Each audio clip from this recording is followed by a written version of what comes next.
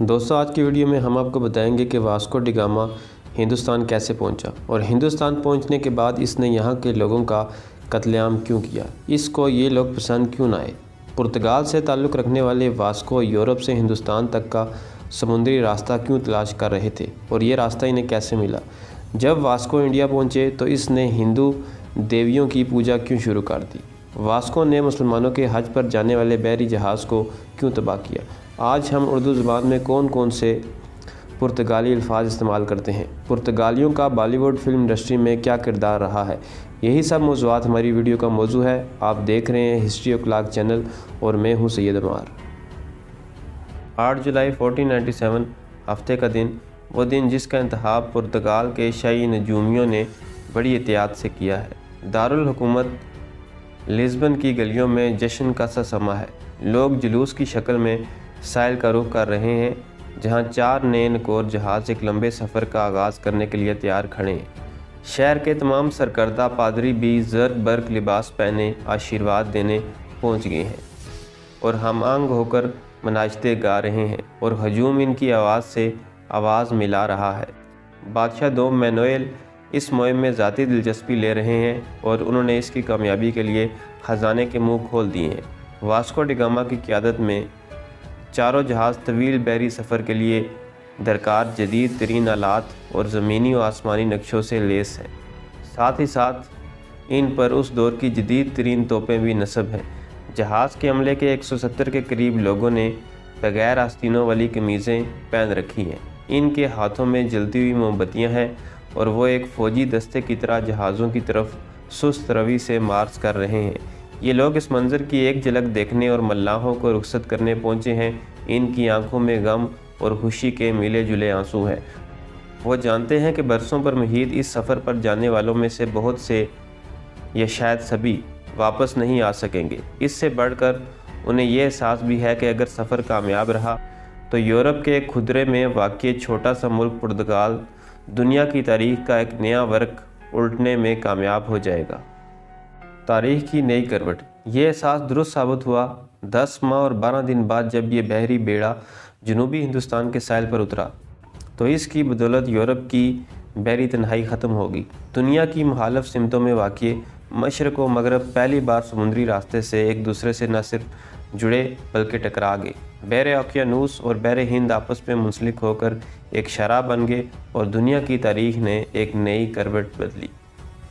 دوسری طرف یہ کسی بھی یورپی ملک کی جانب سے ایشیا اور افریقہ میں نوآبادیات قائم کرنے کا پیش خیمہ بھی ثابت ہوا، جس کے باعث درجنوں ملک صدیوں تک بدترین استحصال کی چکی میں پستے رہے، جس سے نکلنے کی خاطر وہ آج بھی ہاتھ پیر مار رہے ہیں۔ اس واقعے نے برِ صغیر کی تاریخ کو بھی یوں جھنجھوڑ دیا کہ آج ہم جو زندگی گزار رہے ہیں، واسکو ڈی گاما کے اس سفر کے بغیر اس کا تصور بھی ممکن نہیں۔ اس تاریخ ساز سفر کی بدولت برِ صغیر بلکہ تمام ایشیا پہلی بار مکئی، آلو، ٹماٹر، سبز مرچ اور تمباکو جیسی فصلوں سے روشناس ہوا، جس کے بغیر آج کی زندگی کا تصور بھی نہیں کیا جا سکتا۔ پرتگالیوں نے برِ صغیر کی ثقافت کو کس طرح متاثر کیا؟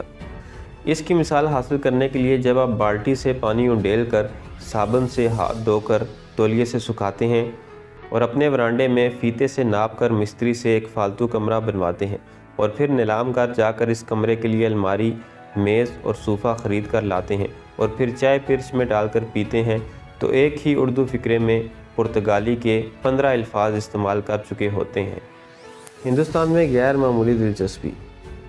یہ پرتگال کی ہندوستان تک پہنچنے کی پہلی کوشش نہیں تھی۔ مغربی یورپ کا یہ چھوٹا سا ملک کئی اشروں سے افریقہ کے مغربی ساحل کی نقشہ بندی کر رہا تھا اور اس دوران سینکڑوں ملاحوں کی قربانی بھی دے چکا تھا۔ آخر یورپی پرتگال کو ہندوستان میں اس قدر دلچسپی کیوں تھی کہ وہ اس پر اس قدر وسائل جھونکنے کے لیے آمادہ ہو گیا؟ ابھی کچھ ہی عشرے قبل 1453 میں عثمانی سلطان محمد فاتح نے قسطنطنیہ پر قبضہ کر کے یورپ کی بنیادیں ہلا دی تھیں۔ اب مشرق سے تمام تر تجارت عثمانیوں یا پھر مصری مملوکوں کے ذریعے ہی ممکن تھی، جو ہندوستان اور ایشیا کے دوسرے علاقوں سے درآمد ہونے والی مصنوعات، خاص طور پر مسالہ جات پر بھاری ٹیکس وصول کرتے تھے۔ دوسری طرف خود یورپ کے اندر وینس اور جنیوا نے ایشیا کے ساتھ زمینی راستوں سے ہونے والی تجارت پر اجارہ داری قائم کر رکھی تھی، جس سے دوسرے یورپی ملکوں خاص طور پر اسپین اور پرتگال کو بڑی تکلیف تھی۔ یہی وجہ ہے کہ واسکو ڈی گاما کے سفر سے 5 سال قبل اسپین نے کرسٹو کولمبس کی قیادت میں مغربی راستے سے ہندوستان تک پہنچنے کے لیے ایک مہم روانہ کی تھی، لیکن پرتگالیوں کو معلوم تھا کہ کولمبس کی منصوبہ بندی خام اور اس کی معلومات ناقص ہے اور وہ کبھی بھی ہندوستان نہیں پہنچ پائے گا۔ واقعی کولمبس مرتے دم تک سمجھتا رہا کہ وہ ہندوستان پہنچ گیا ہے، حالانکہ وہ حادثاتی طور پر ایک نیا براعظم دریافت کر بیٹھا۔ البتہ پرتگالیوں کی اپنی تحقیق اور گزشتہ بحری مہمات سے معلوم ہوتا تھا کہ اگر بحر اوقیانوس میں جنوب کی طرف سفر کیا جائے تو افریقہ کے لٹکتے ہوئے دامن کے نیچے سے ہو کر بحر ہند تک پہنچا اور ایشیا سے تجارت میں بقیہ یورپ کا راستہ کاٹا جا سکتا ہے۔ راستے میں پیش آنے والی بے پناہ مشکلات کے بعد واسکو ڈی گاما یورپی تاریخ میں پہلی بار افریقہ کے جنوبی ساحل کو عبور کرنے میں کامیاب ہو گیا۔ تاہم ہندوستان ابھی بھی ہزاروں میل دور تھا اور اس کا درست راستہ اختیار کرنا اندھیرے میں سوئی تلاش کرنے کے مترادف تھا۔ خوش قسمتی سے اسے کینیا کے ساحلی شہر مالندی سے ایک گجراتی مسلمان ناخدا مل گیا جو بحر ہند سے یوں واقف تھا جیسے اپنی ہتھیلی کی لکیروں سے۔ اس واقعے کے 5 صدیوں بعد بھی عرب کشتی ران اس ملاح کی نسلوں کو کوستے ہیں جس نے فرنگیوں پر بحر ہند کے اسرار کھول کر یہاں قائم ہزاروں سال پرانا تجارتی تانا بانا درم برم کر دیا۔ ہندو دیوی کو بی بی مریم سمجھ لیا۔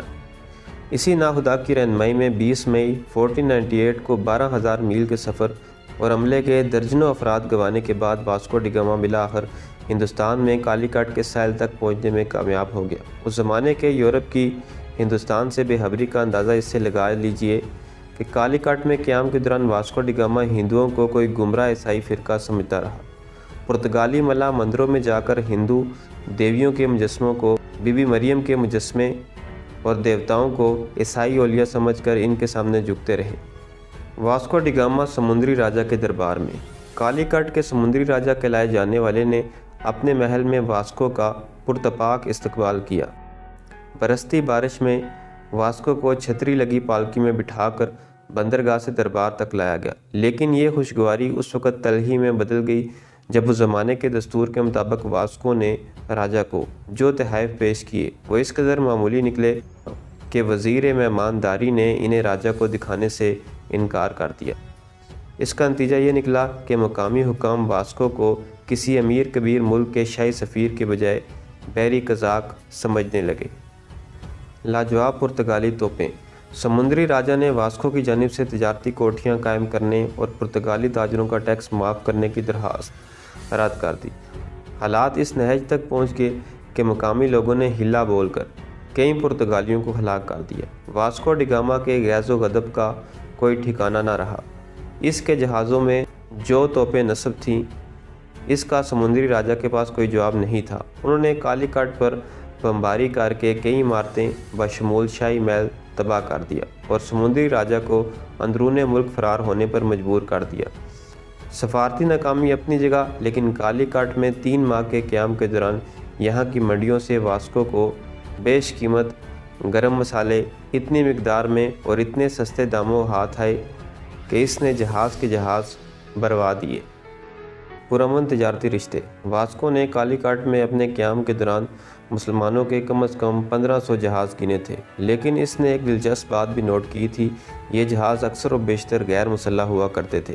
بحر ہند میں ہونے والی تجارت بقائے بامی کے اصولوں پر قائم تھی اور محصول اس طرح طے کیا جاتا تھا کہ دونوں اطراف کو فائدہ ہو۔ پرتگال ان اصولوں پر کام کرنا نہیں چاہتا تھا۔ اس کا مقصد طاقت کے ذریعے اپنی اجارہ داری قائم کر کے تمام دوسرے فریقوں کو اپنی شرائط پر مغلوب بنانا تھا۔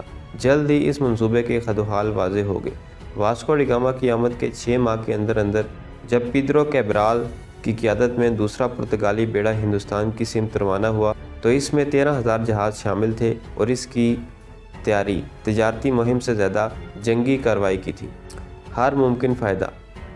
کیبرال کو پرتگالی بادشاہ نے جو تحریری حکم نامہ دیا اس سے عزائم واضح ہو جاتے ہیں۔ تمہیں سمندر میں مکہ کے مسلمانوں کا جو بھی جہاز ملے اس پر ہر ممکن کوشش کر کے قبضہ کرو۔ اور اس پر لدے مال تجارت اور سامان اور جہاز پر موجود مسلمانوں کو اپنے فائدے کے لیے استعمال کرو، ان سے جنگ کرو اور جتنا تم سے ہو سکے انہیں نقصان پہنچانے کی کوشش کرو۔ ان ہدایات کی روشنی میں مسلح بیڑے نے کالی کٹ پہنچ کر مسلمان تاجروں کے جہازوں پر حملہ کر کے سامان تجارت پر قبضہ کر لیا اور جہازوں کو مسافروں اور عملے سمیت آگ لگا دی۔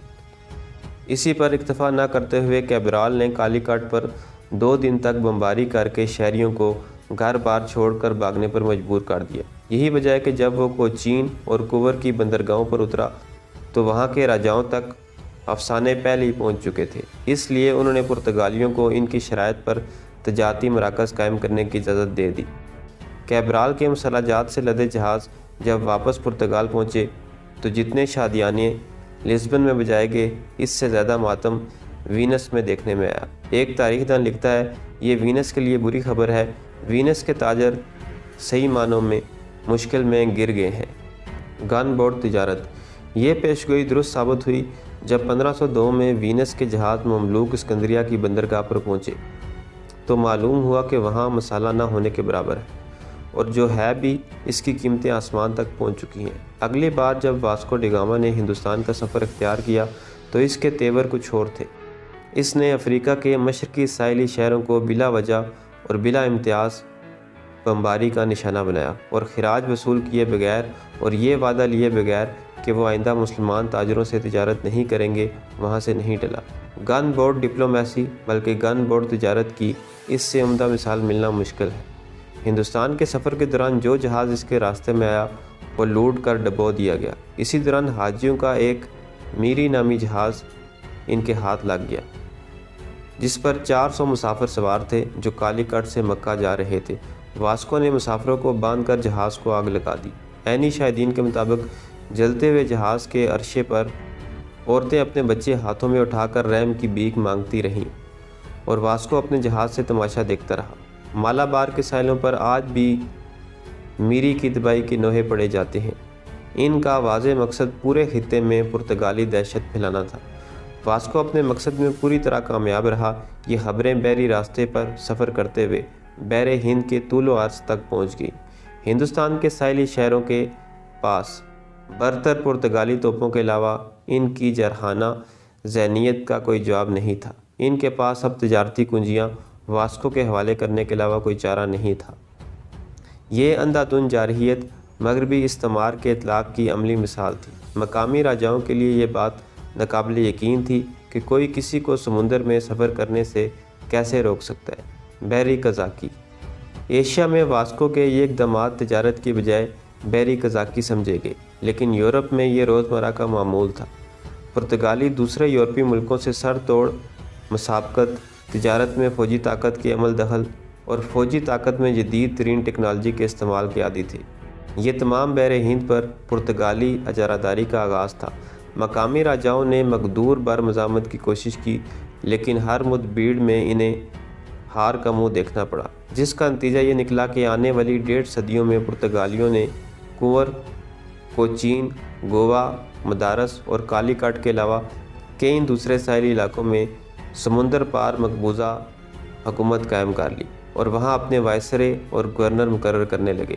دوسرے یورپی ملک یہ تمام کھیل بڑی دلچسپی سے دیکھ رہے تھے اور یہی عمل بعد میں ولندیزیوں، فرانسیسیوں اور بلاخر انگریزوں نے ایسٹ انڈیا کمپنی کی صورت میں دہرایا اور پرتگالیوں کو انہی کے کھیل میں شکست دے کر نہ صرف ہندوستان بلکہ پورے بحر ہند پر قبضہ جما لیا۔ صرف گوا، دمن اور دیو کے علاقے بر صغیر کی آزادی تک پرتگالیوں کے پاس رہے۔ آخر دسمبر 1961 میں انڈیا نے فوجیں بھیج کر یہ تینوں علاقے پرتگالیوں سے چھین لیے۔ تجارتی نیٹ ورک۔ لیکن اس سے قبل کی 1.5 صدیوں تک پرتگالی ہندوستان سے گرم مسالہ، ادرک، الائچی، لونگ، کپڑا، ملایا سے دار چینی، چین سے ریشم اور برتن یورپ لے جاتے رہے، اور وہاں سے اس کے ساتھ ہی وہ یورپی شراب، اون، سونا اور دوسری مصنوعات ایشیا کے مختلف علاقوں میں فروخت کرنے لگے۔ یہی نہیں بلکہ وہ ایشیا اور افریقہ کے مختلف حصوں کے درمیان تجارتی سرگرمیوں پر بھی قابض ہو گئے اور دوسرے تمام تاجروں سے بھاری محصول وصول کرنے لگے۔ اسی دوران بر اعظم امریکہ دریافت ہو چکا تھا اور وہاں اسپین کے علاوہ خود پرتگال اور دوسرے یورپی ملکوں نے نو آبادیاں قائم کرنا شروع کر دی تھی۔ पुर्तगालियों ने इस नई दुनिया से मकई, आलू, तंबाकू, टमाटर, अनानास, काजू और सुर्ख मिर्च लाकर हिंदुस्तान और एशिया के दूसरे हिस्सों में मुतारफ़ करवाई। आज बहुत से लोगों को सुर्ख मिर्च हिंदुस्तानी खानों का लाजमी जुज़ मालूम होती है, लेकिन पुर्तगालियों से पहले यहाँ के लोग इससे वाकिफ़ नहीं थे। मुश्तरका ज़बान। लेकिन पुर्तगालियों के हिंदुस्तान के साथ ताल्लुकात सिर्फ फ़ौजी और तिजारती न रहे, बल्कि तहज़ीब व तमद्दन के दूसरे शोबे भी इससे मुतासर हुए बगैर न रह सके। पुर्तगाली ज़बान कई सदियों तक बहरे हिंद की बंदरगाहों की मुश्तरका ज़बान रही, यहाँ तक कि वेलंदीज़ियों, फ्रांसीसियों और अंग्रेज़ों तक को हिंदुस्तान आने के बाद मकामी लोगों से बातचीत करने के लिए अव्वल पुर्तगाली सीखना पड़ी। हत्ता कि सिराजुद्दौला को शिकस्त देने वाला लॉर्ड क्लाइव भी मकामी हिंदुस्तानियों के साथ पुर्तगाली में बातचीत किया करता था। इस ज़ुबान का असर मकामी ज़ुबानों पर भी पड़ा। चुनांचे बर्र-ए-सगीर की 50 से ज़ायद ज़ुबानों में पुर्तगाली के अल्फाज पाए जाते हैं।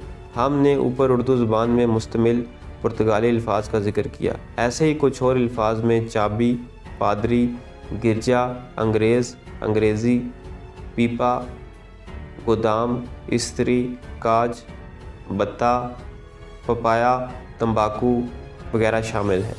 मुग़लों को समुंदर से दिलचस्पी नहीं थी। 1526 में बाबर ने जब हिंदुस्तान में मुग़ल सल्तनत की दाग बेल डाली, उस वक़्त तक पुर्तगाली तमाम साहिली इलाकों पर कदम जमा चुके थे।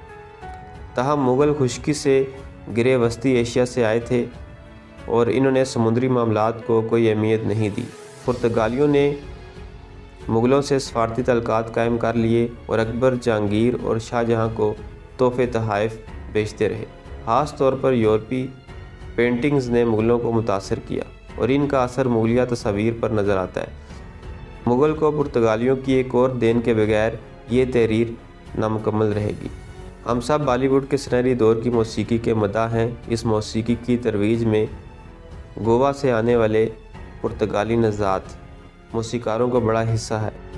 आज भी आप शंकर जयकिशन, जिन्होंने हिंदुस्तानी म्यूज़िक डायरेक्टर्स को म्यूज़िक अरेंजमेंट का इस्तेमाल सिखाया, आज भी अगर शंकर जयकिशन, एस.डी. बर्मन, सी. रामचंद्र, ओ.पी. नैयर और लक्ष्मीकांत प्यारेलाल जैसे मौसीकारों की फिल्में देखें तो म्यूज़िक अरेंज के टाइटल तले आपको फर्नांडो डी स्लोवा जैसे कई पुर्तगाली नाम नज़र आएंगे, जो एक गुज़रे हुए ऐद की दास्तान सुनाते हैं। तो दोस्तों, ये थी मेरी आज की वीडियो पसंद आए तो चैनल को सब्सक्राइब करें। मिलते हैं अगली वीडियो में।